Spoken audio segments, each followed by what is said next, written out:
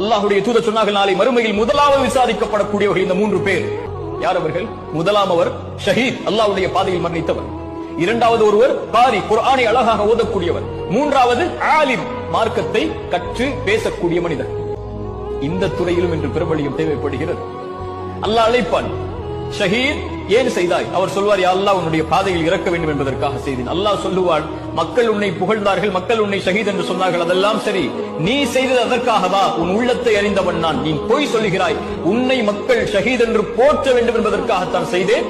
யாரிடத்தில் யாருக்காக செய்தாய்? அவரிடத்தில் சென்று கூலிய வாங்கி கொள். பாரி, குர்ஆனை ஓதினாய், எதற்காக ஓதினாய்? அவர் சொல்வாய், அல்லாஹ் உனக்காகத்தான். பொய் சொல்லுகிறாய் அடியாடே, மக்கள் உன்னை குர்ஆனை அழகாக ஓதக்கூடியவர் என்பதற்காகத்தானே குர்ஆனை அழகாக ஓதினாய். போய் பெற்றுக்கொள் நன்மை அவர்களிடத்தில். ஆலிம், மார்க்கத்தை கற்று பேசக்கூடியவர் அழைப்பார், அல்லாஹ் எதற்காக செய்தாய்?